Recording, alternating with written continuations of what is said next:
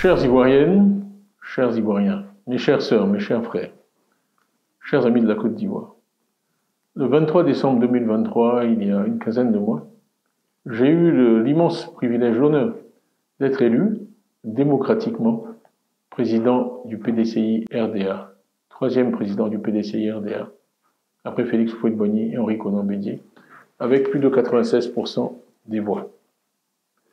Depuis cette élection, et même avant, je me suis attaché, vous m'avez vu partout, à travailler sans relâche, à sillonner notre pays.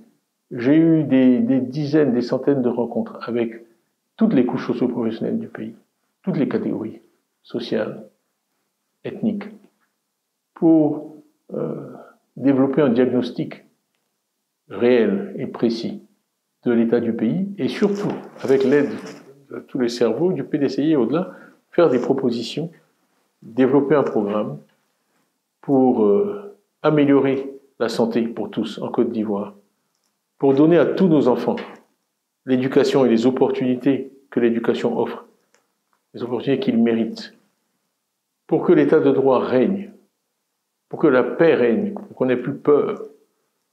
J'ai dit tout cela. Et j'ai été très heureux la semaine dernière de voir que les militants du PDCI m'ont récompensé pour le travail que j'ai fait en m'accordant leur suffrage. On a eu 93% de participation, un jour de semaine, ce qui est très significatif. Et surtout, j'ai été désigné comme candidat du PDCI à l'élection présidentielle avec un score de 99,5%, supérieur même aux 96% que j'avais obtenu auparavant. Et je ne vous cacherai pas que vraiment cela m'a fait très plaisir. Par ailleurs, j'ai eu l'honneur aussi d'être désigné par les présidents des partis d'opposition, de 25 partis d'opposition, comprenant Mme Simone Gbagbo, ancienne première dame de Côte d'Ivoire, M. Afine Guessan, ancien Premier ministre, M. Blé Goudé, ancien ministre, et beaucoup d'autres, comme coordinateur de cette plateforme que nous avons nommée Coalition pour une alternance pacifique en Côte d'Ivoire, ce qui pour nous est très important. Le troisième élément que je veux noter, après ma désignation comme candidat, le leadership de l'opposition à travers la CAPCI, est quelque chose qui vient, en fait, que je viens de découvrir. Nous avions organisé un sondage avec une organisation de renommée mondiale pour connaître l'état de l'opinion aujourd'hui à quelques mois de cette élection présidentielle. Et les résultats sont disponibles depuis cet après-midi, en fait, par coïncidence. Et donc, ils indiquent un certain nombre de choses, mais je vais en relever deux. La première, c'est la popularité des leaders politiques, qu'on mesure traditionnellement en comparant les opinions favorables et les opinions négatives. J'ai l'honneur de vous dire que je suis en tête de ce sondage, et très largement, avec un solde très positif. Devançant l'ancien président de la République, M. Gbagbo, qui est deuxième dans ce classement. Nous allons diffuser tous ces résultats, vous y aurez accès, parce que nous croyons beaucoup dans la transparence. Mais le deuxième point qui est le plus important, c'est qu'on a demandé aux Ivoiriens, dans un deuxième tour d'élection présidentielle, entre M. Alassane Ouattara et moi-même, pour qui il voterait, et je l'ai emporté par 57% contre 41% pour M. Alassane Ouattara. Donc, plus de 15% d'écart. Donc, quand je dis que les Ivoiriens ont vraiment bien rendu l'effort que j'ai fait pendant ces derniers mois, je le dis sans hésitation et sans réserve. Alors, qu'est-ce qui se passe et qui m'amène aujourd'hui devant vous? C'est que j'ai appris qu'une décision de justice, tribunal de première instance, a décidé que je sois radié de la liste électorale, ce qui m'empêche d'être candidat à l'élection présidentielle. En fait, ce qui se passe, c'est que le pouvoir vient simplement d'éliminer, à travers un raisonnement juridique inique et incompréhensible, son rival le plus sérieux, ainsi que les sondages le démontrent. Ce n'est pas normal. Et ce n'est pas l'image que je souhaite que notre pays donne de lui-même. Pendant longtemps, on a essayé de faire croire qu'il y avait des dissensions au PDCI, qu'en fait j'étais contesté, mon leadership était contesté. On a aussi publié mensonge après mensonge, calomnie, attaque sur ma nationalité. Le sondage qui est disponible aujourd'hui, qui a été fait tout récemment, montre que les Ivoiriens n'ont accordé aucun crédit à ces attaques, qui n'ont pas marché. Alors, aujourd'hui, les masques sont tombés.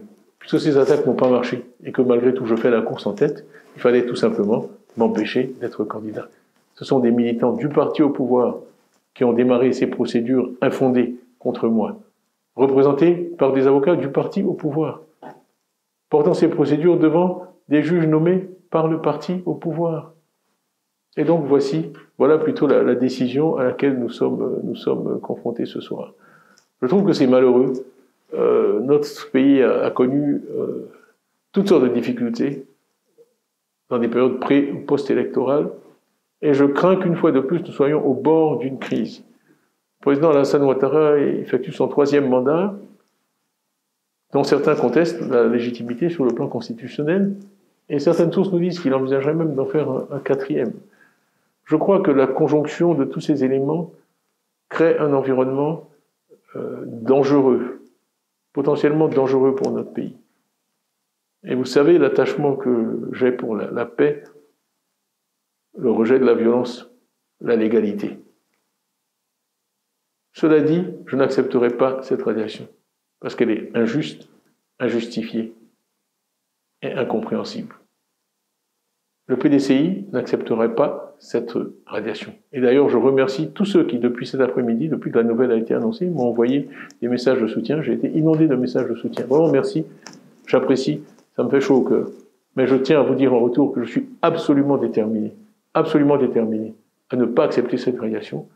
Je suis absolument déterminé à me battre pour que les Ivoiriens puissent choisir librement celui ou celle qui doit les diriger parmi les 5 prochaines années.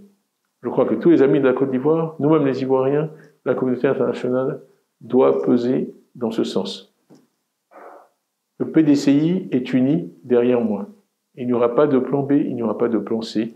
Nous voulons aller à cette élection représentée par le candidat que le PDCI s'est librement choisi, à 99,5% et de façon complètement transparente et démocratique. Donc, mon message pour vous ce soir, c'est merci pour votre confiance. Soyez assurés que je suis absolument déterminé à être candidat à la présidence de la République. Le président Houphouët, je l'ai cité dans certaines de mes interventions passées, disait parfois, dans les moments graves, c'est une question de dignité, quand il voulait tracer une ligne rouge à ne pas dépasser.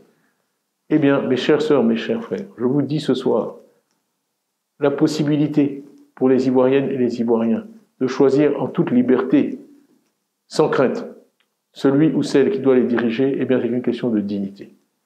Vous pouvez compter sur moi pour mener ce combat, et je ne doute pas qu'à la fin de ce combat, vous me porterez, par vos suffrages, de façon démocratique et libre, à la présidence de la République, pour mettre l'homme, le capital humain au centre de notre projet, comme le PDCI vous l'a promis et comme je vous l'ai promis. Je vous remercie pour votre attention et je vous dis à très bientôt.